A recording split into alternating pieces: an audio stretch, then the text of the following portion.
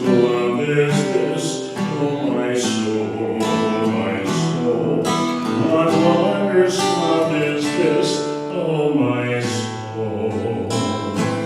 What wondrous love is this that caused the Lord of bliss to bear the dreadful curse for my soul, for my soul, to bear the dreadful curse for my soul.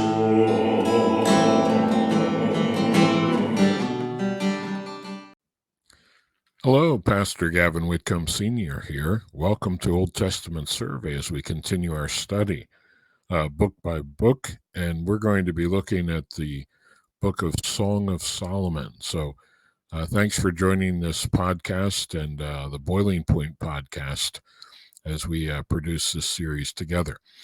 Now, the Song of Solomon, as the name implies, was written by King Solomon, who, of course, was the son of David. And we believe the date was somewhere around 1014 BC. Now, not necessarily exactly that date, but somewhere in that general time frame. And so this is a part of the poetic section of Scripture. So it's not historical narrative, and it's not like a pedantic teaching line by line. It is a poem. And so in chapter 1, it says, a song of songs, which is Solomon's. And we know that Solomon wrote over 1,000 songs. So, he was a multi-talented guy endued with wisdom.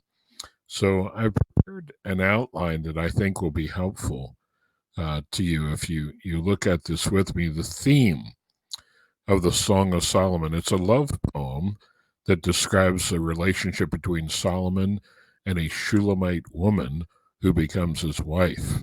It reveals a romantic love between a man and a woman, and its physical expression in marriage is good and is a part of God's plan. So the love portrayed in the book is believed by many to illustrate God's love for his people and the love that we should have for the Lord. So there are three primary figures. First, you have, of course, Solomon. Then you have the Shulamite woman. What's a Shulamite woman? Well, it's a woman from the area known as Shulam, which would be north of Jerusalem, but it would be southwest of the Sea of Galilee. So north of Jerusalem, Shulam. So this woman was from Shulam, the Shulamite woman. And then thirdly, there are the daughters of Jerusalem. That's other women who live in Jerusalem who are the companions of the Shulamite woman. Now, there are different interpretations of the Song of Solomon, and I've read over it and studied it in detail numerous times. And after doing so, like in my Bible, you'll see that if you read it, there will be some things that the bride says, then the groom says. And so when I was studying over it and reading it, if you read it carefully, you'll be able to tell which one says what. So there are different interpretations. One interpretation that some people have of this is that King Solomon meets a Shulamite woman, and he brings her to the palace and wants to marry her, wants to take her in as one of his many wives into his harem. But she's in love with a shepherd boy. So while Solomon's trying to win her and woo her, she's saying, but my love is, he's the greatest, and I'm in love with him, and so forth. And I don't believe that that's the case, because one problem with that interpretation is that Solomon would be the villain. Would he write a poem and portray himself as the villain? And so to try to talk this woman into just forgetting about her true love and marrying him, I just don't see that happening. And the woman doesn't give any indication that she's unhappy to be there and to be ready to be taken in as one of the king's wives, or maybe at this point, the king's first wife and only wife. I think what is more likely is this, and I reached this conclusion after reading it and studying it and putting two and two together. Solomon owned a vineyard. Okay, and it says here in chapter 8, verse 11, Solomon had a vineyard at Baal Hamon. He let out the vineyard to keepers. Everyone for the fruit thereof was to bring 1,000 pieces of silver. Okay, so back then, if you had several vineyards, you would let one out or rent it out. You would let guys raise the grapes, and then as part of their pay, they would get to keep a portion of the harvest of the grapes. So Solomon had this vineyard that he let out, and it says in verse 12, "My vineyard which is mine is before me. Thou, O Solomon, must have 1,000, and those that keep the fruit thereof 200." Okay, so he would get 1,000 pieces of silver from it, and those who would keep it would get 200 pieces of silver. And I guess that amount in grapes. So the way that and then if you read this, Solomon goes out to inspect one of his vineyards, and he takes some sheep out, and he goes disguised as a shepherd. Like, he doesn't want anybody to know who he is. He doesn't want anyone to know that he's the king. So here, the Shulamite woman is out tending to the vineyard. Now, let me read you what she says in verse 1. "Look not upon me because I am black, because of the sun hath looked upon me." Now, she didn't mean that she was like black like an African, but very dark from the sun. "My mother's children were angry with me. They made me the keeper of the vineyards, but my own vineyard have I not kept." And then she talks about here that Solomon, he went out to tend to the sheep and to look after sheep and look after his vineyards. So anyway, this woman is out there tending to one of Solomon's vineyards. And Solomon, who is the king, comes disguised as a shepherd. And he sees this beautiful woman, strikes up a conversation, and falls in love with her.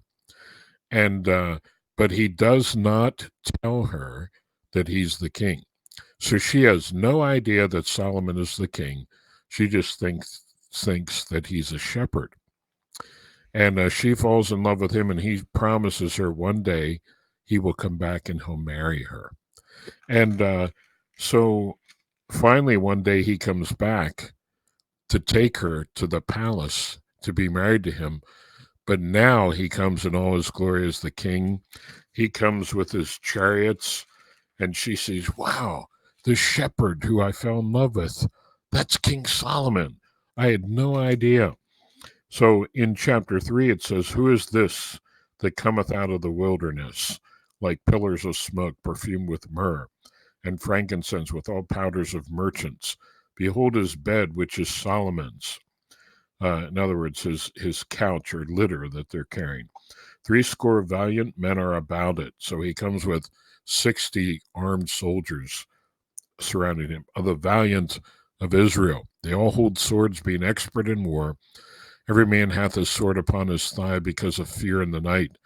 King Solomon made himself a chariot of the wood of Lebanon. He made the pillars thereof of silver, the bottom thereof of gold, the covering of it purple, the middle of it there being paved with love for the daughters of Jerusalem. Okay, so he comes and picks her up. She finds out, wow, the shepherd is the king. So the book begins with her getting ready to be married. And so while she's awaiting the final wedding ceremony or the wedding feast, the daughters of Jerusalem, her female companions, are talking to her.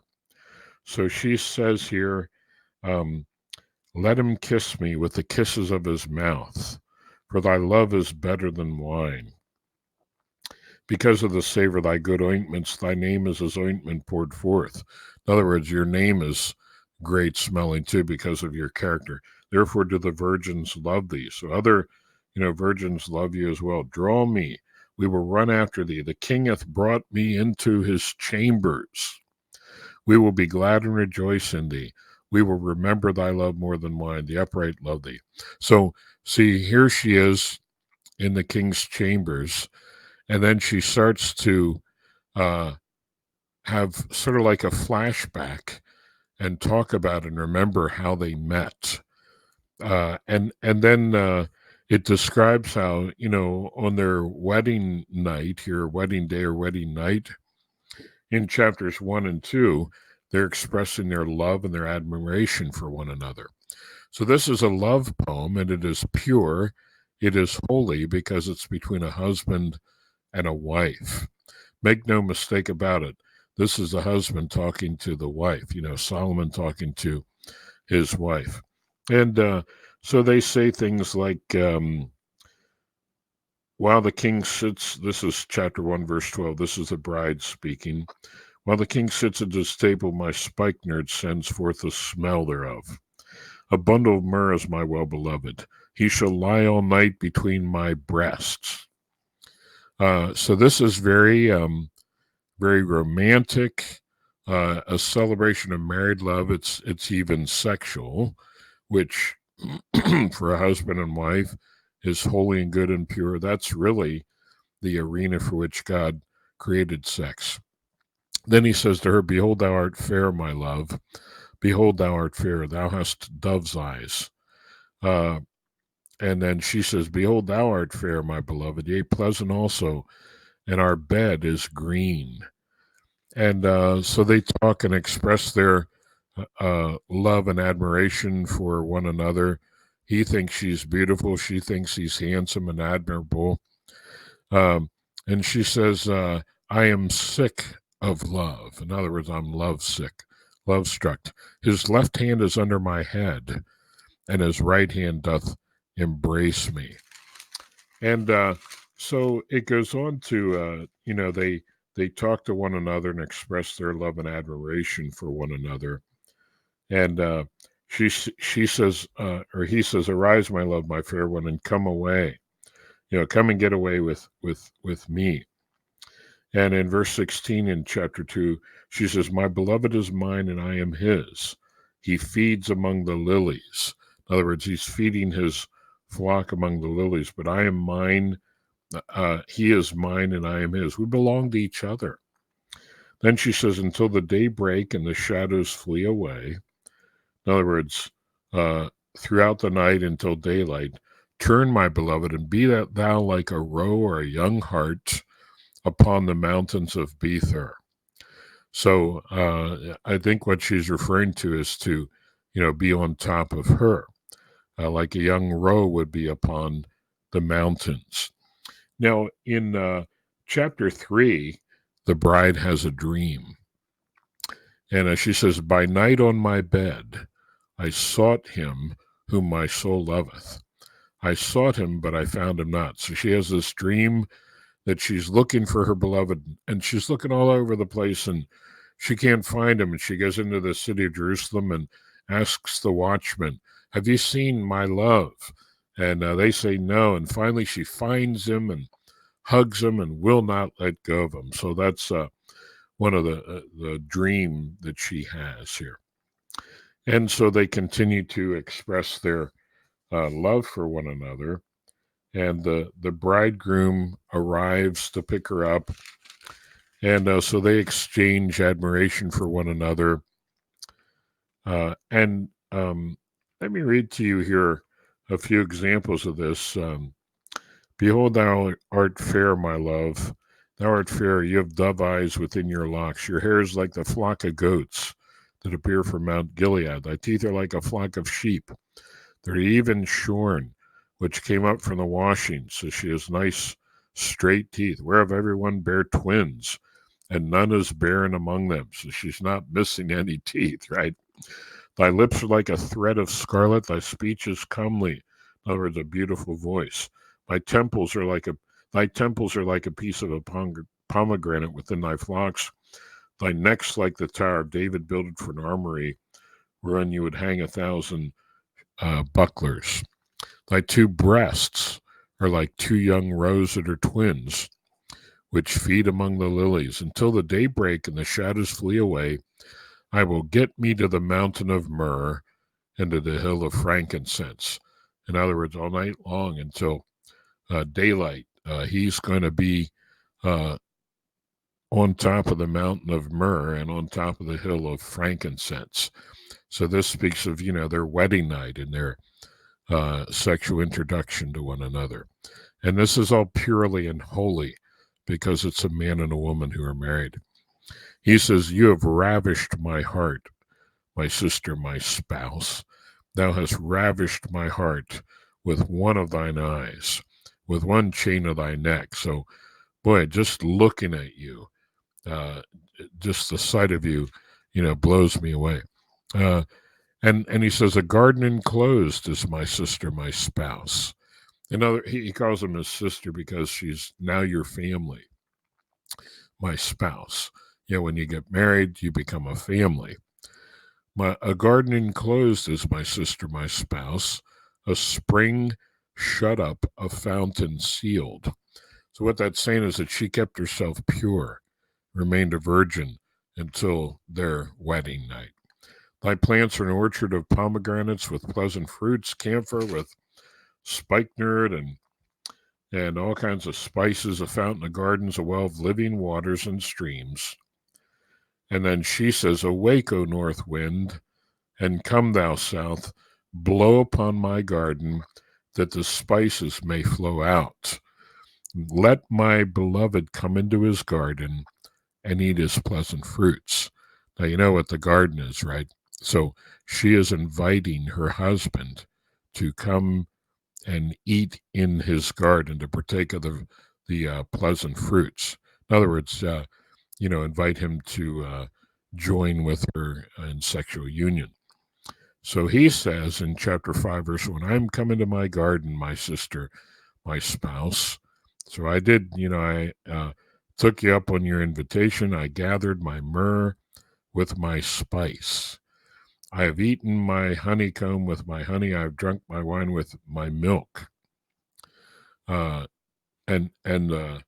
So it speaks of, enjoying one another physically on their wedding night.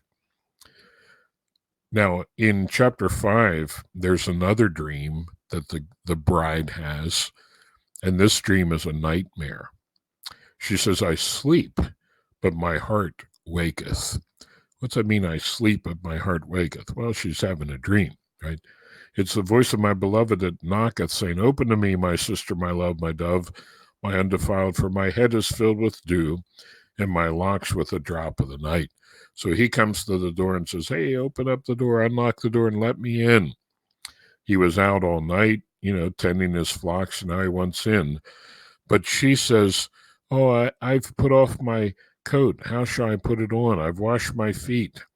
How shall I defile them? How shall I get my feet dirty?" Now, this is in the dream. And in the dream, she's being too selfish to get up and unlock the door to let her beloved in. And in verse 4, "My beloved put in his hand by the hole of the door, and my bowels were moved for him." In other words, my heart was moved. "I rose up to open to my beloved." So she thought again, man, I'm being selfish. I got to get up and open that door. "And I rose to open to my beloved, and my hands dropped with myrrh, which is a sweet-smelling fragrance, and my fingers with a sweet-smelling myrrh upon the handles of the lock. I opened to my beloved, but my beloved had withdrawn himself and was gone." So by the time she finally gets up to open the door, he's gone. So she calls to him, and there's no answer. And she's thinking, "Oh no, where is my love?" So she goes out into the city. The watchmen find her, and it says, "The watchmen found me, they smote me." So they hit her, they struck her, they wounded me. The keepers of the walls took away my veil from me. So in this nightmare, she goes out, and the city guards beat her up, and so that, the dream finally ends, that nightmare. And so they continue to express their love for one another. He says in chapter 5, verse 16, "His mouth is most sweet. Yea, he is altogether lovely. This is my beloved, and this is my friend, O daughters of Jerusalem." That verse there, my wife and I had printed on when we got married, on the program that we handed everybody, about the wedding and told about our ceremony. This is my beloved, and this is my friend, because my wife and I are, not only do we love one another in a romantic way, the way a man and woman do, but we're also best friends. So she's my beloved and my friend, and she would say the same. So that's how it continues. They express admiration for one another. Um, and she says, "My beloved has gone down into his garden to the beds of spices to feed in the gardens, to gather lilies. I am my beloved's, and my beloved is mine." So, we belong to each other. And he says to her, "Turn away thine eyes from me, for they have overcome me." In other words, he's saying, "Oh, please turn away from me because your eyes are just so beautiful. They've overcome me." Uh, and in chapter 7, he talks to her. He says, "How beautiful are thy feet with shoes, O prince's daughter. The joints of thy thighs are like jewels, the work of the hands of a cunning workman. Thy navel is like a round goblet that lacks not liquor. Thy belly is like a heap of wheat set about with lilies. Thy two breasts are like two young roes that are twins. Thy neck is as a tower of ivory." And he goes on and on. "How fair and how pleasant art thou, O love, for delights." Now, then he says, "This thy stature is like to a palm tree, and thy breasts to clusters of grapes." I said, "I will go up to the palm tree. I will take hold of the boughs thereof. Now also thy breasts shall be as clusters of the vine, and the smell of thy nose like apples." So he's saying, hey, your breasts are like palm trees and clusters of grapes. I'm going to climb the tree and shake the tree and grab the clusters of the vine. And he says, "In the roof of thy mouth like the best wine for my beloved, that goeth down sweetly." So beloved means somebody who is the object of your love, causing the lips of those that are asleep to speak. "I am my beloved's, and his desires towards me," she says. "Come, my beloved," and so she continues, "Come, my beloved, let's go forth into the field. Let's lodge in the villages. Let's go up early to the vineyards. Let's see if the vine flourishes, whether the tender grape appear and the pomegranate bud forth. There will I give thee my loves."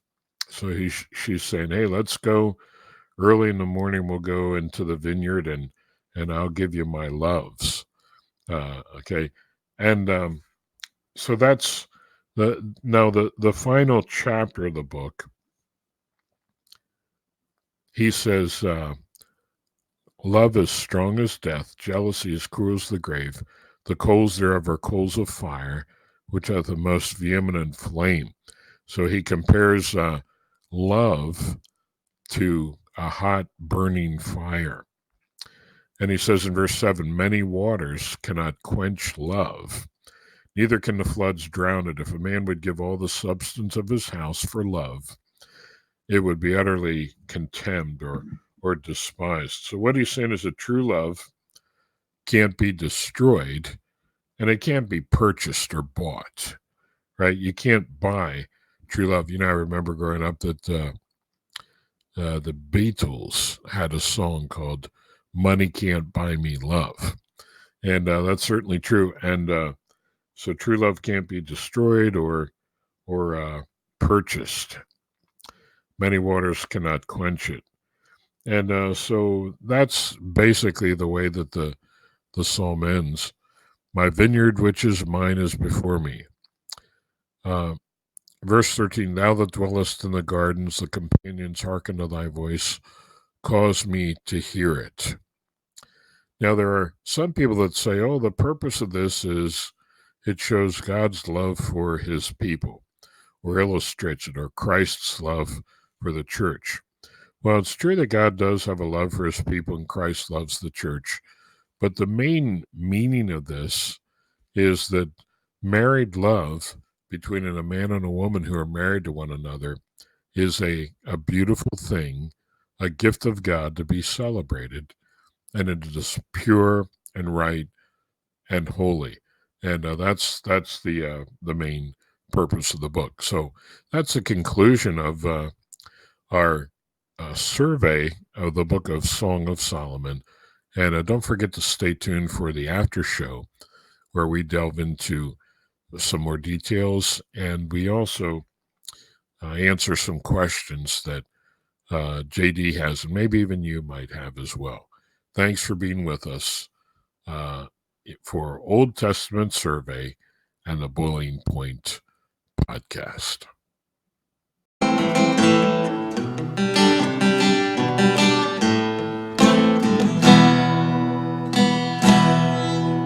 What wondrous love is this, oh my soul, my soul? What wondrous love is this, oh my soul?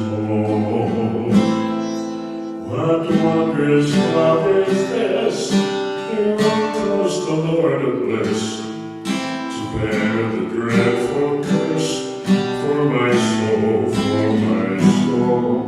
To bear the dreadful curse for my